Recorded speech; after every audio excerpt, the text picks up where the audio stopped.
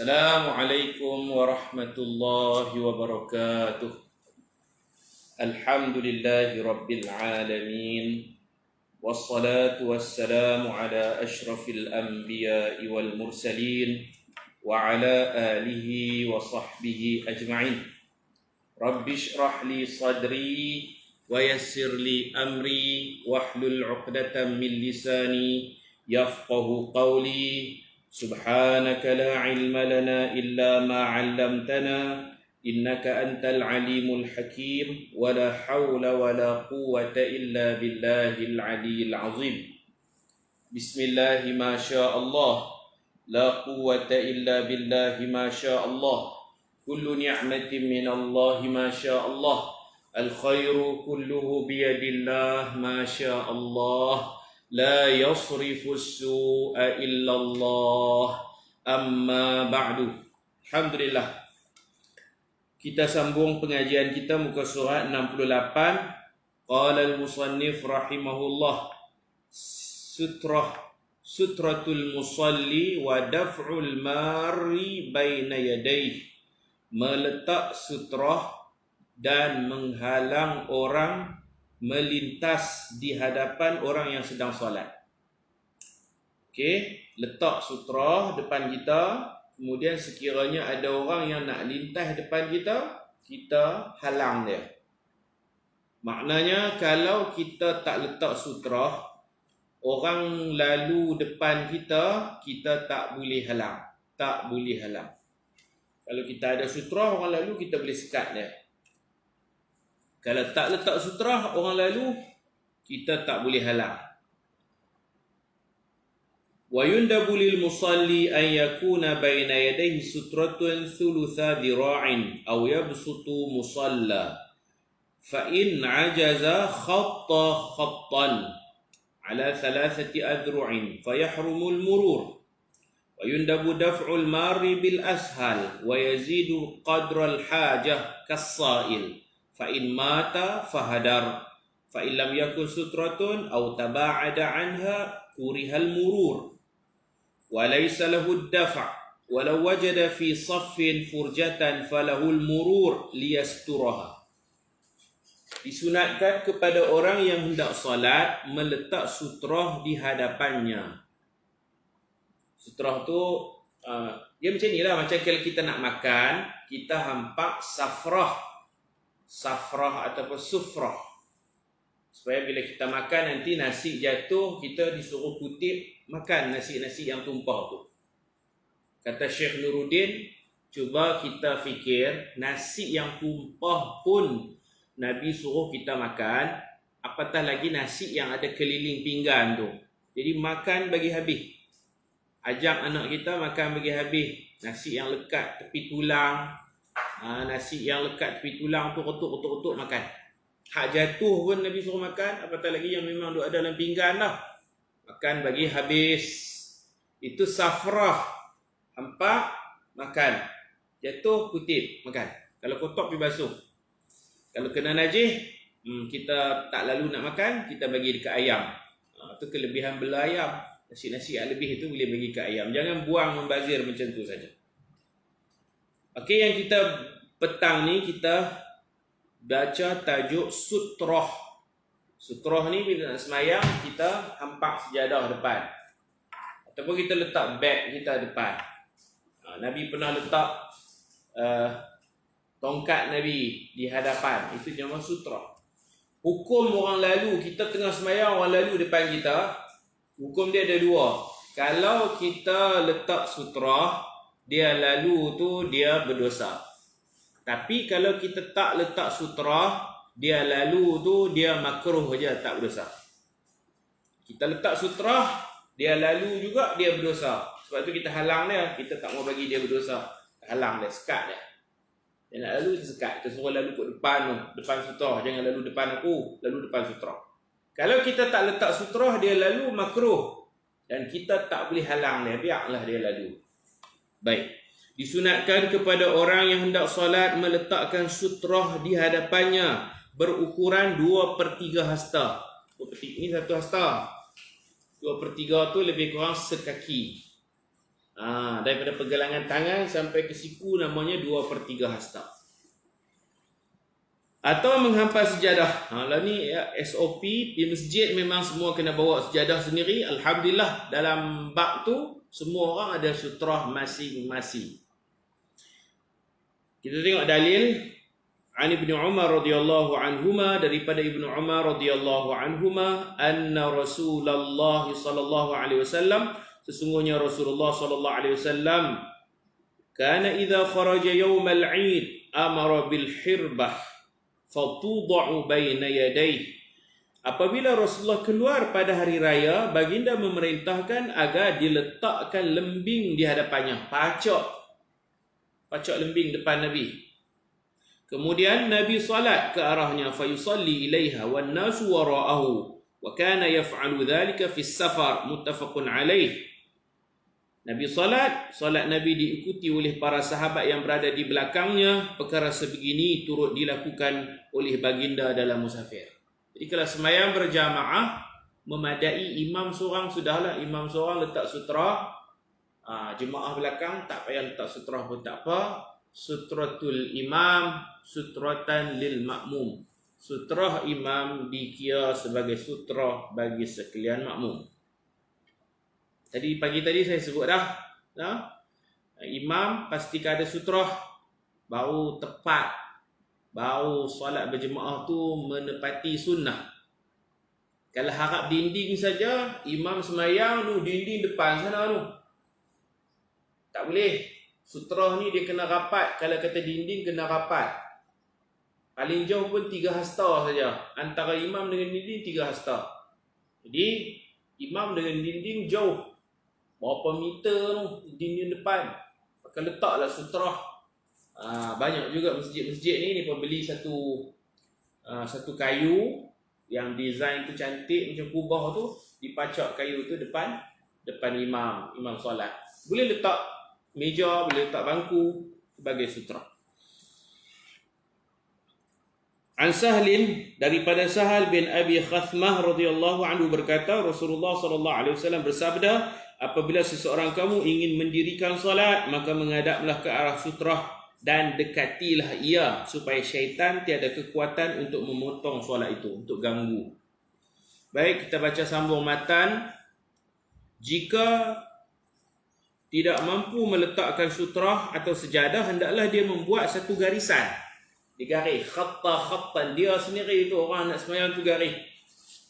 Di sini ulama kata garisan yang sedia ada di kapet tu, itu bukan sutrah, tak memadai, tak mencukupi. Line tu untuk memperbetulkan saf, ia tidak dianggap sebagai sutrah. Saya pernah rujuk dengan Syekh Nuruddin Al-Marbawi. Dia kata tak, kena orang tu sendiri khattan menggaris, buat garisan. Maknanya semayang tu atas pasir, semayang tu atas tanah, digaris depan dia. Digaris dengan jari dia pun boleh. Garis dengan jari dia bagi buat tanda sikit. Aku nak semayang ni, supaya senang orang nak lalu lalang depan tu, tak terganggu, tak terputus, tak berkurangan pahala solatnya. Okey. Ada lagi dalil-dalil yang lain ni. Dalil tidak wajib meletak sutrah. Walaupun Nabi suruh Nabi tu suruh sunat, bukannya wajib. Suruhan sunat. Tidak wajib meletak sutrah, ianya sunat. Daripada Ibnu Abbas radhiyallahu anhuma, qala, kata Sayyidina Abdullah bin Abbas, saya pernah menunggang seekor keldai betina, attan, keldai betina. Waktu itu saya sudah menghampiri umur baligh. Orang panggil murahib. Abdullah bin Abbas Abdullah bin Abbas ni dekat-dekat nak baligh dah, murahib. 12 tahun, 11 tahun tu. Dan Rasulullah sallallahu alaihi wasallam sedang solat di Mina. Nabi buat haji, ketika Nabi buat haji, Abdullah bin Abbas masih kanak-kanak di Mina, tempat melontar, tanpa menghadap ke arah dinding, yakni tiada sutrah. Maka dia budak-budak ni, saya melintas di hadapan sebahagian saf, duduk jalan macam tu. Dan saya lepaskan keldai itu untuk meragut rumput. Kemudian saya masuk ke dalam saf dan tiada siapa yang mengingkari perbuatanku itu. Hadis sahih riwayat Imam Bukhari. Tidak berdosa melintas di hadapan sutra. Kalau ada sutra kita lintas ke depan tak berdosa. Kalau lintas depan orang sembahyang antara orang dengan sutra yang tu berdosa. Melintas antara orang dengan sutra berdosa. Lintas ke depan sana atas pada sutra lagi tak berdosa. Daripada Abu Juhaifah radhiyallahu anhu berkata, aku melihat Nabi SAW sedang duduk dalam sebuah kemah berwarna merah yang diperbuat daripada kulit binatang. Dan aku juga melihat Bilal sedang mengambil air yang digunakan oleh Rasulullah ketika berwuduk. Bilal khidmat. Bilal tolong sediakan air wuduk Nabi. Lepas tu Nabi pun berwuduk. Orang ramai berebut-rebut untuk mendapatkan air itu bagi mengambil berkat dari air wuduk Rasulullah sallallahu alaihi wasallam. Ini tabarruk, ambil berkat. Ini semua cerita di Mina ni. Nabi bermalam di Mina dalam satu kemah warnanya merah, kemah yang diperbuat daripada kulit binatang. Baik, Nabi berwuduk, Sayyidina Bilal tolong sediakan air wuduk, tolong tuang air wuduk. Nabi ambil semayang, hak menitik tu ayat apa? Musta'mal kan.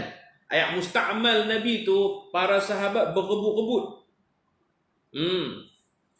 Ra'aitun nas, kata Abu Juhaifah, aku lihat orang ramai yabtadirun, berebut-rebut zalikal wudu, untuk mengambil wudu tu air wudu. Wudu perbuatan membasuh menyapu tu wudu. Kalau wudu air. Orang pakat berebut nak dapatkan air wudu Nabi. Ini tabarruk lah, ambil berkat daripada asar kesan Nabi. Sesiapa yang dapat air itu akan menyapu ke tubuhnya. Menitik-menitik tu ambil sapu kat badan. Mudah-mudahan Allah Ta'ala selamatkan daripada api neraka. Ayat berkat ni memang kita patut sapu. Dekat kita pun ada air berkat, iaitu air mata, dumu'. Bila kita semayang, kita bermunajat, kita istighfar, kita minta ampun, kita doa sungguh-sungguhnya, seikhlas hati, keluar air mata. Air mata tu air berkat. Jangan kita ambil, kita sapu muka kita ni. Jangan kita lap dengan tisu. Ambil air mata tu, tangisan, taubat. Sapu ke muka, sapu kalau ada banyak, sapu ke badan. InsyaAllah, mudah-mudahan dapat menyelamatkan tubuh badan kita daripada bakaran api neraka. Sesiapa yang dapat air itu, dia akan menyapu ke tubuhnya. Sesiapa yang tidak dapat, tak dapat, akan mengambil dari lembapan tangan sahabatnya.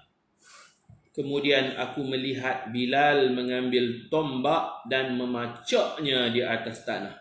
Dan Rasulullah SAW keluar dari kemah dengan memakai 2 helai pakaian berwarna merah. Serba merah lah, baju merah, kain Nabi pun merah, macam tu. Baginda mengimami salat sebanyak 2 rakaat. Aku melihat ada manusia dan binatang yang melintas di hadapan tombak itu. Lintas pacak tombak, ada orang jalan, apa semua tak apalah.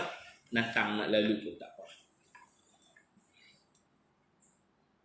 An Talhah radhiyallahu anhu qala Rasulullah sallallahu alaihi wasallam idza wada'a ahadukum baina yadayhi mithla mu'akhkharatir rahli falyusalli wa la yubali man marra wara'a dhalik. Rawahu Muslim. Artinya daripada Talhah radhiyallahu anhu berkata, Rasulullah sallallahu alaihi wasallam bersabda, apabila seseorang kamu sudah meletakkan sesuatu sutrah di hadapannya seumpama kayu penyandar di belakang penunggang unta. Ni pun naik unta, ni pada satu kayu tak belakang untuk sandak. Macam tu, sandak. Kayu tu biasanya 2/3 hasta ataupun 1 kaki. Alhamdulillah belajar mengajar, belajar, catit, faham, nanti mengajak balik kitab ni supaya kitab ni tersebar, ilmu ni berkembang insya-Allah. Baik.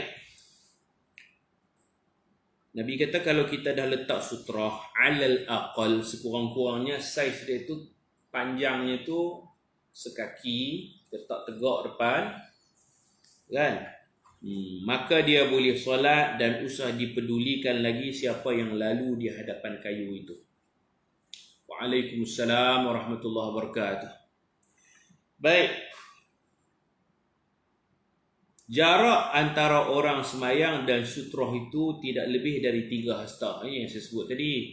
Imam dengan dinding depan tu jauh tu, kalau dekat tak apa, jauh lebih daripada 3 hasta, sebab itulah kena beli satu kayu letak depan bagi jadi sutrah. Ini Syekh Nuruddin selalu pesan lah. Imam letak sutrah.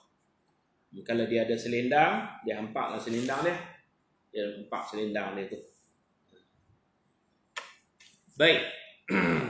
Jangan jauh sangatlah. Kalau kata dinding tu jadi sutrah, kita kena pergi rapat dinding. Antara kita dengan dinding tidak lebih dari 3 hasta. Atau semayang belakang tiang. Jangan semayang depan pintu. Semayang depan pintu orang nak lalu susah, ganggu orang. Kita baca dah sebelum ni qari'atut tariq, semayang di tempat laluan orang makruh. Semayang tepi tong sampah, semayang dalam gereja, semayang tempat lapang, semua tu makruh, tidak sesuai. Baik, kita tengok dalil. An Abi Hurairah radhiyallahu anhu anna Rasulullah sallallahu alaihi wasallam qala idza shalla ahadukum falyaj'al tilqa'a wajhihi syai'an. Syai'an disebut dalam bentuk nakirah, tak apa-apa pun tak apa, tak kayu, tak tombak, tadi kita baca ada lembing, tombak, apa aja lah, tak beg. Tapi kalau beg duit letak depan, lagi orang curi lah. Orang boleh curi. Adakah boleh kita mengangkat tangan waktu orang lalu di hadapan kita jika tanpa ada sutrah di hadap? Kalau kita tak letak sutrah, orang lalu kita tak boleh halang. Sebab salah kita, bukan salah orang lalu tu. Orang lalu tu pula hukum dia makruh, bukan haram. Kalau kita dah letak dah sutrah depan kita, orang lalu, waktu tu baru kita sekat. Kita tak mau bagi semayang kita terganggu, satu. Yang kedua, kita tak mau bagi dia dapat dosa. Haram lalu depan orang semayang yang dah ada sutrah. Dan lalu depan sutrah. Baik. Kalau kita tak letak sutrah, tak usah duk halang lah orang nak lalu. Tak boleh halang. Tak ada hak untuk kita halang. Apabila seseorang kamu hendak mendirikan solat, maka pastikan di hadapannya ada sesuatu. Jika tidak ada, maka pacaklah sebatang tongkat. Jika dia tidak mempunyai tongkat, maka buatlah satu garisan. Dia kena buat sendiri. Fi'lul mukallaf. Falyukhattib khattan. Saya pernah tanya Syekh Nuruddin dulu, line kapet, dia kata tak boleh tu. Yang tu bukan kita yang buat. Yang tu Pakistan kapet yang buat. Jadi yang ni cerita kita semayang atas tanah tu. Semayang atas tanah, kita buat garisan, garis depan. Garis depan. Thumma la yadurruhu ma marra amamahu, kemudian tidak akan memudaratkannya, yakni tidak terganggu solatnya apa-apa yang lalu di hadapannya. An Sahlin radhiyallahu anhu qala kana baina musalla Rasulillah sallallahu alaihi wasallam wa bainal jidar mamarrush syati, rawahu al-Bukhari. Artinya daripada Sahal radhiyallahu anhu berkata, jarak antara tempat salat Nabi sallallahu alaihi wasallam dan dinding adalah seluas laluan seekor kambing. Mana dekatlah antara Nabi dengan dinding, dengan mihrab. Nabi berdiri, Nabi dengan mihrab sangat dekat. Boleh tengoklah dalam raudhah tu kan. Raudhah tu ada mihrab. Mihrab Nabi tu berlubang bulat tu. Jadi Nabi salat dekat dengan dinding. Okey. Masjid kita kalau Jumaat, imam dekatlah dengan dinding. Sebab orang ramai. Kalau sembahyang 5 waktu, selalunya sejadah imam tu ditarik pergi belakang. Maka imam dengan dinding depan tu jauh lebih daripada 3 hasta, maknanya tidak ada sutrah. kena letak sesuatu benda lain pula lah di situ. Kena letak benda lain supaya jadi. Hari Jumaat memang imam tu bersutrahkan dinding lah, tapi sembahyang 5 waktu selalu imam ni sembahyang Jumaat ni petak dekat dengan mihrab. Kebanyakan masjid bila sembahyang 5 waktu, sejadah imam tu tarik main belakang pula. Jadi imam dengan dinding tu jauh lebih pada 3 hasta, maknanya tak ada dah sutrah. Tu yang kena letak apa-apa depan tu. Belilah satu kayu yang dia design tu cantik tu. Saya tengok. Beli kayu tu letak depan imam, ataupun letak meja, rehal, apalah, baru jadi sutrah. Baik. Bila kita dah letak sutrah, tadi soalan tadi kan, bila kita dah letak sutrah, fayuhramul murur. Fayuhram, maka diharamkan melintas di hadapan orang yang salat yang membuat sutrah tadi. Dan disunatkan menghalang orang yang melintas dengan halangan yang mudah. Kita sekat macam tu lah. Sekat, jangan bagi dia mati. Jangan bagi dia lintah, sekat. Dan ditambah lagi halangan mengikut kadar yang diperlukan. Kalau kita dah halang, dia nak lalu juga, kita mungkin angkat 2 tangan. No entry. Tak bagi dia lalu. Kalau dia lalu juga, kita tolak dia, kita tepih dia, kita tegah sikit dalam melarang tu. Ada orang bila dihalang dia, tak bagi dia lintah, dia pergi tangkap tangan kawan tu, dia pergi salam. Saya bisa tengok di Masjidil Haram. Orang lalu dia sekat. Dia sekat, kawan hak nak lalu tu pergi pegang tangan dia, salam. Subhanallah, bukan dia nak salam, dia nak halang jangan melintas. Begitu. Haram melintas di hadapan orang yang sedang salat. Okey, kita tengok hadis daripada Busr. Saya baca terjemahan saja untuk jimat masa. Daripada Busr bin Sa'id, sesungguhnya Zaid bin Khalid radhiyallahu anhu mengutusnya untuk berjumpa Abu Juhaim radhiyallahu anhu. Zaid bin Khalid dia hantar Busr bin Sa'id untuk pergi jumpa Abu Juhaim. Pasal Abu Juhaim ni dia yang mendengar Nabi kata bila orang dah letak sutra haram melintas depan orang sembahyang. Beliau disuruh bertanya Abu Juhaim tentang hadis yang didengarinya daripada Rasulullah sallallahu alaihi wasallam tentang hukum melintas di hadapan orang yang sedang salat. Abu Juhaim berkata Rasulullah sallallahu alaihi wasallam bersabda, "Lau ya'lamul marru baina yadayil musalli madza 'alaihi lakana an yaqifa 40 khairan lahu min an yamurra baina yadayhi." Nabi kata sekiranya orang yang melintas di hadapan orang yang sedang salat mengetahui betapa beratnya dosa perbuatan itu, sudah tentu berdiri menunggu sehingga selesai salat selama 40 hari ke 40 tahun ke, macam itulah Nabi sebut 40. Sanggup tunggu selama 40 hari lebih baik baginya dari melintas di hadapan orang yang sedang solat. Mana berat, dosa besar, berat. Dia jangan lintas. Kecuali darurat lah, darurat dia sembahyang depan pintu, kita nak kita terpaksa keluar kan. Jadi kita boleh melintas depan dia. Terpaksa lah darurat, macam mana? Salah seorang perawi hadis yang bernama Abu Nadhr bertanya, aku tidak tahu apakah Rasulullah berkata 40 hari atau 40 bulan atau 40 tahun. Kalau kanak-kanak lalu di hadapan kita salat tarawih di masjid, apa hukumnya?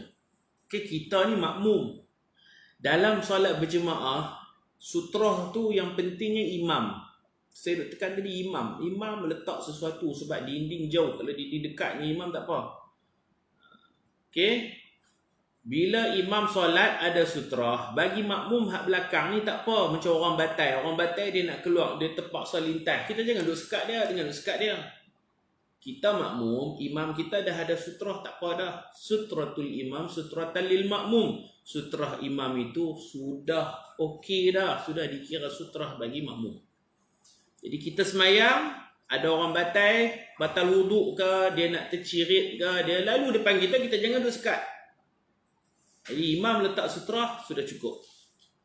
Sama lah macam budak-budak lalu di hadapan kita ketika solat tarawih di masjid, apa hukumnya? Tadi kita baca dah, budak-budak ni memanglah tadi Abdullah bin Abbas radhiyallahu anhu dia kata, aku kecil lagi tapi dekat-dekat nak balik dah, aku lalu depan Rasulullah yang semayang di Mina.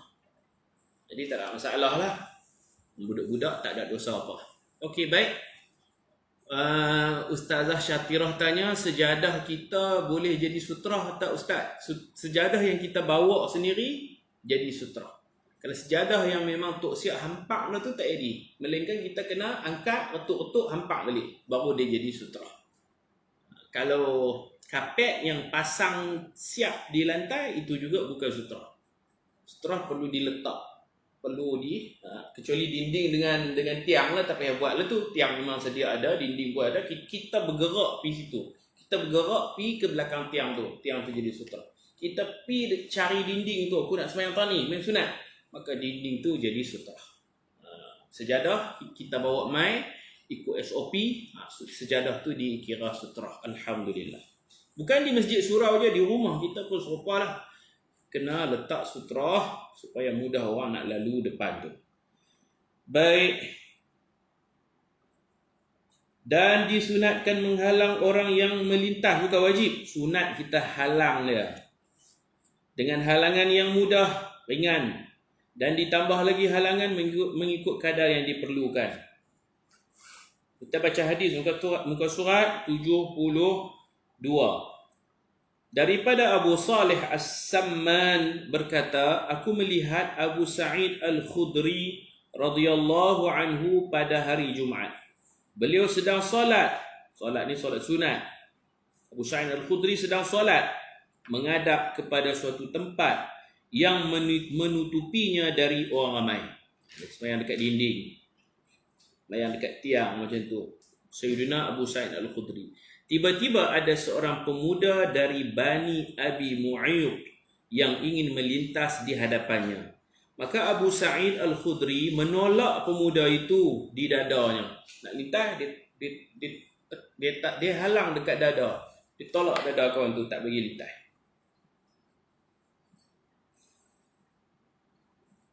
Pemuda itu melihat ke arah Abu Sa'id dan tidak mendapati jalan lain. Dia nak lintas juga, selain melintas juga di hadapannya. Maka pemuda itu mengulangi perbuatannya dan Abu Sa'id menolaknya dengan tolakan yang lebih kuat lagi. Mula dia tolak ya, lepas tu nak lintas lagi, mungkin dia tampak dada kawan tu sikit. Dia tegah. Dan Abu Sa'id menolaknya dengan tolakan yang lebih kuat lagi dari kali pertama tadi. Ia menyebabkan pemuda itu berasa marah. Beliau masuk berjumpa Khalifah Marwan dan mengadu kepadanya tentang perbuatan Abu Sa'id Al-Khudri. Ini ceritanya di Syria lah. Selepas Nabi wafat, Sayyidina Abu Sa'id Al-Khudri dia berhijrah dan dia tinggal di Damsyik, Syria. Dia dilantik sebagai qadhi, hakim besar mahkamah syariah di Syria, orang alim. Jadi pemuda ni mengadu kepada Khalifah Marwan, kata Abu Sa'id ni sambil semayang pun duk boleh tampak-tampak dia, duk halang dia, macam nak pukul dia. Kemudian Abu Sa'id pula masuk berjumpa Khalifah Marwan. Abu Sa'id dipanggil. Khalifah bertanya, kenapa kamu lakukan begitu terhadapnya wahai Abu Sa'id? Abu Sa'id berkata, aku mendengar Rasulullah sallallahu alaihi wasallam bersabda. Keluarlah hadis tu, sami'tu Rasulullah sallallahu alaihi wasallam yaqul. Dia kata, aku mendengar Rasulullah sallallahu alaihi wasallam bersabda, idza shalla ahadukum ila syai' yasturuhu minan nas fa arada ahadun an yajtaza baina yadayhi falyadfa'hu fa in aba falyuqatilhu fa innama huwa syaitan. Muttafaqun alaih. Kata Abu Sa'id, aku dengar Rasulullah bersabda, apabila seseorang kamu solat ke arah sesuatu sutrah yang menutupi dari orang ramai, tiba-tiba ada seseorang ingin melintas di hadapannya, maka halanglah dia. Jika dia masih enggan, falyuqatilhu, dia nak lintas juga, maka perangilah dia. Maksudnya dengan tolakan yang lebih kuat. Perang ni bukan makna Dia ada pistol, nak lintas sangat, aku dah halang, ambil pistol tembak mati. Bukan macam tu. Kita bertegah. Mula kita halang dengan halangan yang ringan, dia nak lintas lagi, kita tunjuk ketegasan kita. Perangilah dia, yakni dengan tolakan yang lebih kuat. Kerana dia adalah syaitan, yakni perbuatannya menyerupai perbuatan syaitan. Nak kacau orang lah, orang tak bagi lintas, nak lintas juga, maka dia ni syaitan. Dia panggil tasbih baligh. Dia seperti syaitan macam tu. Perangai dia macam perangai syaitan. Okey. Hukumnya seperti orang yang menyerang kita. Dalam bab fiqh dia ada bab as-siyal. Orang serang kita tu nama sa'il, isim fa'il, sa'il. Orang serang kita, orang kacau kita, kita kena pertahan diri kita. Orang kacau solat kita, kita kena halang dia, tak boleh biar. Jadi hukum dia kata kasail, seperti orang serang kita, tak pasal-pasal mereka kacau kita. Jadi kita kena pertahankan diri kita, tuhak kita. Kalau kita tolak-tolak dia, dia terlentang mati, kita tak ada niat nak bunuh dia. Kita tolak dia nak lintas, kita halang. Dia nak lintas, kita tolak kuat sikit, dia terlentang, jatuh mati. Contoh lah. Jika dia mati. Tapi bukan maksud hadis ni, bukan maksud pengajian kita ni, kita semayang sampai peringkat pergi bunuh orang. Tak. Punya nak jaga semayang sampai bunuh-bunuh orang ni, tak lah. Tapi takdir Allah, andai kata dia mati, maka pembunuh, yakni orang yang semayang tu, tidak akan dikenakan sebarang hukuman. Dipanggil hadar. Bahasa Arab dipanggil hadar. Kita tolak dia, kita halang dia, takdir Allah, dia mati. Bukan kita bawa pisau, pergi semayang lagi pakai bawa pisau. Siapa lintas depan aku tolak, nak lintas juga, aku tikam bagi mati. Bukan, itu teroris. Jika ditakdirkan tolakan kita tu menyebabkan dia mati, fahadar. Hadar ni kita tak kena apa-apa hukuman. Tak berdosa, kemudian tak kena qisas. Dia kena bayar dah wang pampasan kepada waris mati? Tak. La diyah. La syai', la qisas, la isma alaih, la diyah. Tak kena apa. Kemudian dalam tajuk bunuh orang ni ada kafarahnya, puasa 2 bulan berturut-turut. Puasa tu pun tak payah. La kafar, la syai'. Denda puasa 2 bulan tak kena, wang pampasan 100 ekor unta tak perlu bayar. Hukum qisas, kita tak kena apa-apa hukum. Sebab itu salah dia kacau sembahyang kita. Okay. Namun jika tiada sutrah atau sutrah itu sangat jauh, maka makruh melintasinya. Dan orang yang sedang solat itu tidak boleh menghalang orang yang melintas di hadapan. Ini dah terjawab ada soalan tadi. Kalau kita tak letak sutrah, orang lalu buat dek je lah, biarlah dia nak lalu. Bukan salah dia, salah kita. Dia lalu makruh, kita tak ada hak untuk halang dia. Jadi letak sutrah nah. Dan jika seseorang mendapati ada ruang kosong di dalam sutrah, ini tajuk lain. Yang ini tajuk kita sembahyang berjemaah, kemudian kita dapati depan kita tu ada orang batal keluar, jadi ada kosong situ. Kita di saf kedua, kita langkah berjalan masuk ke saf depan. Begitu. Kita daripada saf kedua, kita tengok depan kita, ataupun sebelah kanan sikit ada orang keluar, atau sebelah kiri ni ada orang keluar. Saf tu renggang, furjah. Jadi kita topak masuk. Kita daripada belakang, kita berjalan ke depan. Jalan ke depan. 2 langkah. Sampai, okey cantik. Masuk situ. Ataupun taswir masalah ni macam ni. Kita baru masuk masjid. Kita tak sembahyang lagi. Kita baru masuk masjid. Kemudian kita tengok dalam saf tu ada seorang batal, dia keluar. Dia keluar. Jangan bila ada sahabat kita keluar, kita jangan renjak, kita jangan rapat lagi saf, kita biar saf tu renggang. Orang yang baru masuk masjid terus jalan masuk ke saf tu. Tak apakah dia nak masuk saf tu, mungkin dia terpaksa melalui depan orang yang sedang sembahyang, tak apa. Sebab sembahyang jemaah ni yang penting sutrah imam. Imam tu letak sutrah. Jadi orang yang baru masuk masjid, dia dapati di mana-mana saf yang kosong tu selalunya ada orang batal lah. Orang keluar, orang pergi tandas, orang pergi ambil wuduk. Jadi dia boleh terus masuk masjid, terus pergi berjalan, isi kekosongan itu. Macam tu. Macam mana ayat dia tadi? Walau wajada fi saffin furjatan falahul murur liyasturaha. Dan jika seseorang mendapati ada ruang kosong dalam saf di hadapannya, maka dia boleh berjalan ke hadapan untuk mengisi kekosongan itu. Boleh isi. Orang kita selalunya buat saf, bila ada orang batai itu akan keluar pergi bilik air, tandas, duduk. Selalu orang kita dia akan rapat lah. Jalan rapat tu. Kaedah yang lebih baik bukan kita merapatkan saf yang kosong. Kita biarkan yang kosong tu terus kosong. Orang belakang, saf belakang, jalan mai ke depan.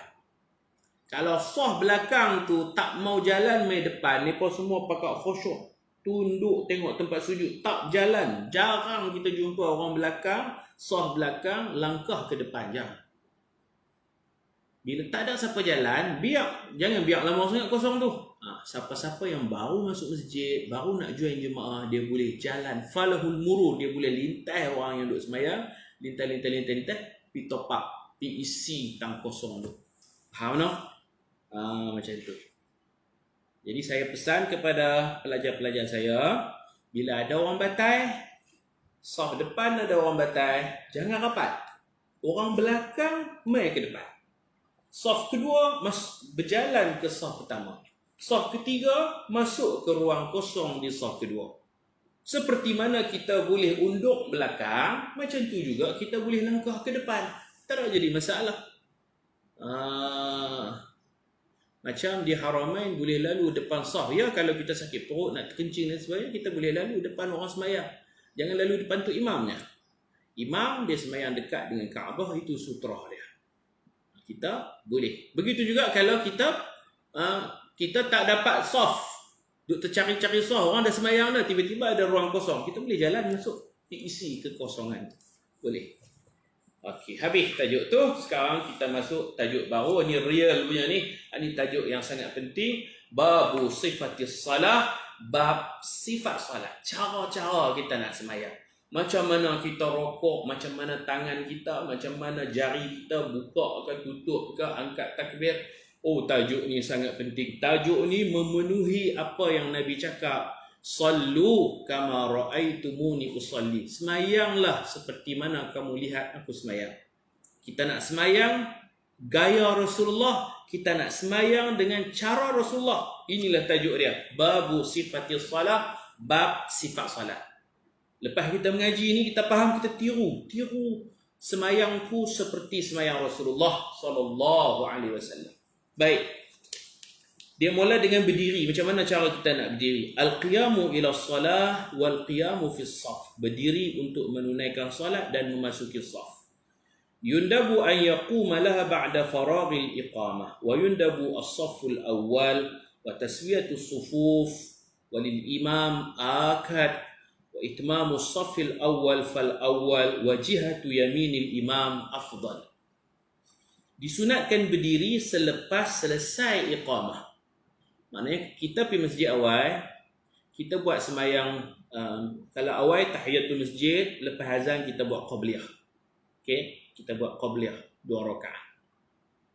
Kalau zuhur ada peluang lagi buat 4. Qabliyah zuhur 4 rakaat. Kemudian kita duduklah, lepas semayang duduk, berzikir, berselawat, berdoa.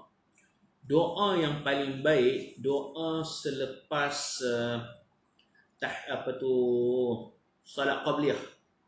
Lepas kita sembahyang salat qabliyah, itu antara waktu doa terbaik.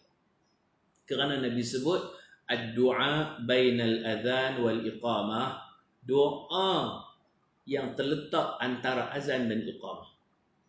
Doa antara azan dan iqamah ni maknanya doa lepas sembahyang sunat qabliyah. La yurad, tidak akan ditolak oleh Allah. Sahabat Nabi tanya Nabi, wahai Rasulullah, tolong ajar kami doa apa yang terbaik untuk kami baca antara azan dan iqamah. Maknanya doa sunat qabliyah. Bagi orang yang boleh semayang lah. Bagi orang yang uzur, dia duduk dekat dengan masjid, dia dengar azan, sekejap lagi iqamah, dia uzur, haid, nifas, dia rebut masa tu antara azan dan iqamah tu baca doa. Sahabat Nabi tanya Nabi, nak baca doa apa ni? Doa apa yang terbaik? Doa apa pun tak apa, tapi ni bertanya Nabi. Nabi kata baca doa ni. Salullahal afwa wal afiyah. Doa minta afwa dan afiyah. Minta afwa dan afiyah. Ni nama anak Datuk Siti Nurhaliza kan? Betul tak?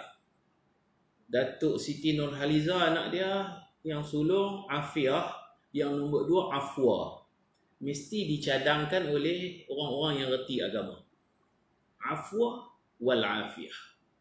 Jadi itulah doa dia. Kita angkat tangan, kita baca Allahumma inna nas'alukal afwa wal afiyah. Ya Allah, aku memohon afwa dan afiyah. Bukan nak anak Datuk Siti yang 2 orang tu, bukan. Afwa kemaafan, afiyah keafiatan. Itu doa terbaik tu. Kemudian kita tunggulah. Bila kita nak berdiri, bila muazzin iqamah ataupun muqim, dia orang yang iqamat dia panggil muqim. Tukang iqamat tu iqamat, baru kita berdiri. Kita terus duduk. Kalau lambat lagi baca Quran, berzikir, berselawat, memperbanyakkan doa Allahumma inna nas'alukal afwa wal afiyah. Allahumma inna nas'alukal afwa wal afiyah. Bila kita nak berdiri, di sini ada beberapa pandangan ulama. Kalau ikut mazhab Syafi'i, ba'da faraghil iqamah, selepas selesai iqamah baru kita bangkit berdiri, kita masuk saf. Maknanya dia akan qamat macam ni, Allahu akbar, Allahu akbar, asyhadu an la ilaha illallah, asyhadu anna Muhammadar Rasulullah, hayya 'alas salati, hayya 'alal falah. Kita jawab la haula wala quwata illa billah, semua tu. Qad qamatis salatu, qad qamatis salah. Kita jawab aqamah Allah wa adamaha ma damatis samawati wal ard wa ja'alani min salihi ahliha. Ada dalam kitab ni ada cara jawab. Allahu akbar, Allahu akbar. Kita jawab Allahu akbar, Allahu akbar. La ilaha illallah. Kita jawab la ilaha illallah. Dan kita selawat kepada Nabi Muhammad sallallahu alaihi wasallam. Muhammadur sallallahu alaihi wasallam. Kemudian kita baca, kita berdiri dah habis iqamah, terus kita berdiri sambil-sambil baca doa tu, kita berjalan masuk saf. Allahumma rabb hadhihi da'wati tammah. Kita berdiri waktu tu. Habis iqamah baru berdiri. Sambil berjalan Allahumma rabb hadhihi da'wati tammah wa salatil qa'imah. Dan bagusnya lagi, kita semayang sunat tu terus di saf pertama supaya tak payah berebut. Kita semayang sunat di saf pertama, nanti memang kita terus dapat saf pertama. Ini satu pendapat. Pendapat kedua, Imam Malik kata, kita semayang qabliyah. Bila nak berdiri? Ketika orang qamat tu sebut, qad qamatis salatu, qad qamatis salah. Waktu tu kita berdiri. Berdiri, sambil-sambil jawab iqamah, terus buat saf. Ambil tengah-tengah. Qad qamatis salatu, qad qamatis salah, terus bangkit berdiri. Kalau mazhab Hanafi ni dia berdiri sebelum qamat.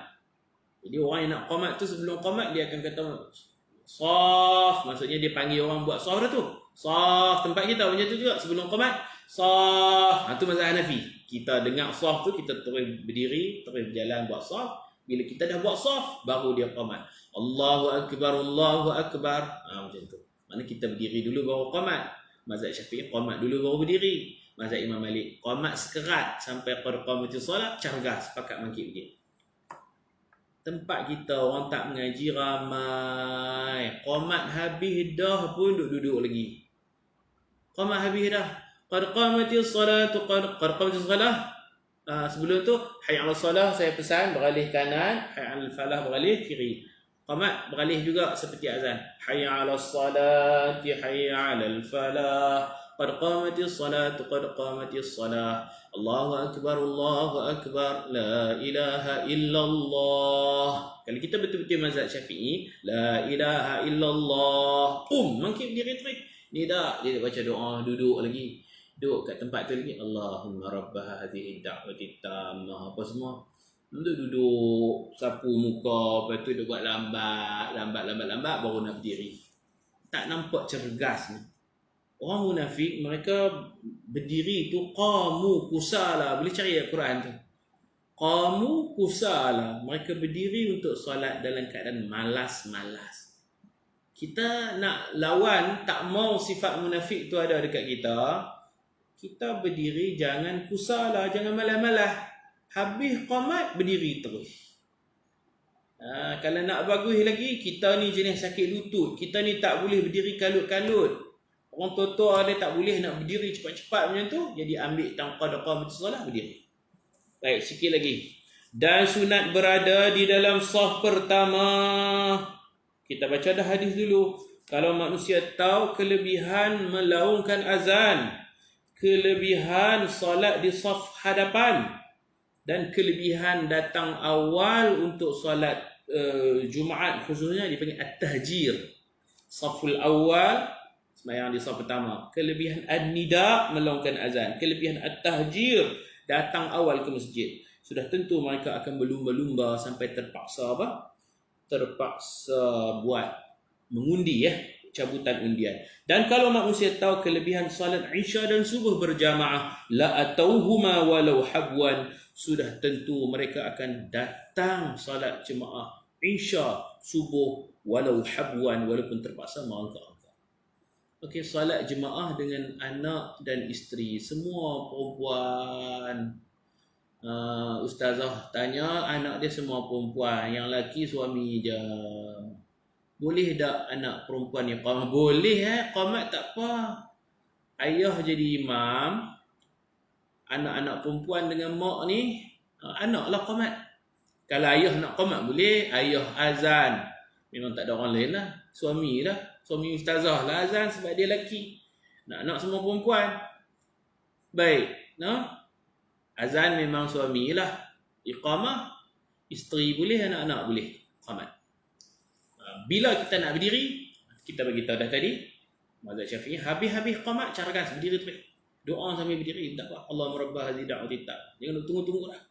Tapi kalau kita jenis tak boleh kalut-kalut, macam orang tua-tua tak boleh, dia tak boleh nak kenjui mengkit cepat-cepat tu, jadi dia ambil tangqad qamatus salah. Ataupun mazhab Hanafi, dia lagi awal. Sebelum qamat, ready dah pakat berdiri, pakat duduk bersedia untuk solat, baru qamat. Alhamdulillah, amal selalu bangun dan doa sambil berdiri. InsyaAllah Allah kuatkan tulang belakang kita, Allah tegakkan diri kita, insya-Allah. Kata Syekh Nuruddin dulu, kalau nak tak sakit pinggang, beramal. Orang qamat sampai qad qamatis salat, telah didirikan salat, sungguh, maksudnya akan. Tapi terjemahan harfiahnya qad qamatis salat, sungguh telah didirikan sembahyang. Sungguh, bukan kita tak dirikan sembahyang lagi. Kita akan mendirikan salat. Katanya bi'tibar ma sayakun, iktibar apa yang akan datang. Jadi didirikan tu terus kita berdiri, insya-Allah. Satu amalan yang dikongsi oleh Syekh Nuruddin, dia duk beramal qad qamatis salat, mungkin berdiri. Tak sakit pinggang, tak ada apa-apa masalah disk ke apa kan di belakang ni, insya-Allah. Tapi kalau kita duk buat betul orang cakap, orang Melayu panggil makngot, lambat, tu tak bagus ya tu. Okey. Dan meluruskan saf, arahan meluruskan saf lebih dituntut kepada imam. Hak jadi imam pula, dia dituntut untuk memberi arahan. Arahan macam mana? Ada di surat 74, kalau Nabi jadi imam, Nabi akan kata sawu, sin wawaw, sawu, bukan suwu, bukan suat sin, sawu sufufakum. Ini tutup imam kena hafal lah skrip ni. Sawu sufufakum fa inna taswiyatas sufuf min iqamatis salat. Imam kena bagi arahan macam tu. Artinya, samakan saf-saf kamu. Samakan saf, penuhkan saf. Itu tu imam. Tu imam jangan malu, dia kena bagi arahan. Sesungguhnya menyamakan saf-saf itu sebahagian dari kesempurnaan mendirikan salat. Okey. Kita tahu peranan kita bila masa kita berdiri buat saf, imam pula antara tugas yang dia mesti buat ialah dia kena bercakap sawu sufufakum fa inna taswiyatas sufuf min iqamatis salat. Samakan saf, rapatkan saf, buat saf elok-elok, kerana menyamakan saf itu sebahagian daripada kesempurnaan solat. Jadi kita berhenti takat ni dulu. Besok pagi kita sambung. Tajuk ni kita kena hadam, kena belajar betul-betul ya. Bila kita rokok contohnya mufarriqul asabi', kita rokok, tapak tangan kita pegang lutut, jari ni kita renggangkan. Orang lelaki perempuan suka pegang kepala lutut, buka jari. renggangkan jari. Itu salah satu benda yang kita akan bincangkan nanti. Kemudian bila sujud pula kita rapat jari. Rapat jari macam ni sujud. Tak rapat macam tu jari-jari. Duduk antara dua sujud pun rapat jari. Ini 3 benda lah sebagai iklan. Saya sebut siap-siap 3 benda. Pegang lutut waktu rokok, buka jari. Renggang-renggang jari. Jangan rapat, buka jari. Sujud, rapat jari. Duduk antara dua sujud, rapat jari.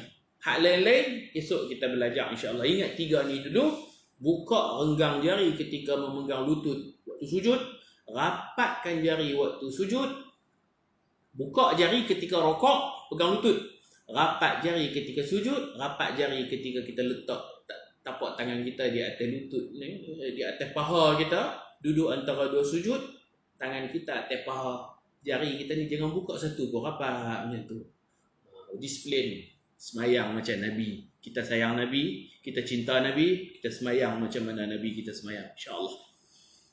Okey, soalan sikit, adakah dituntut juga sebut samakan saf waktu solat dalam PKP ni? Ya, samakan saf, cuma nak kata rapatkan saf tu tak berani lah. Sebab dia SOP kan. Sama, kita kata sama. Samakan saf, luruskan saf, samakan tumit. Itu kita bagi arah. Imam jangan malu-malu bercakap. Tak cakap Arab, cakap Melayu.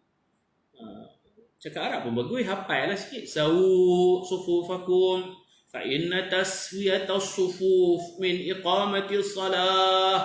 Macam tu. Hafal skrip ni, dapat pahala. Nabi kita pun duk cakap macam tu. Kita jadi imam pun kita cakap macam tu.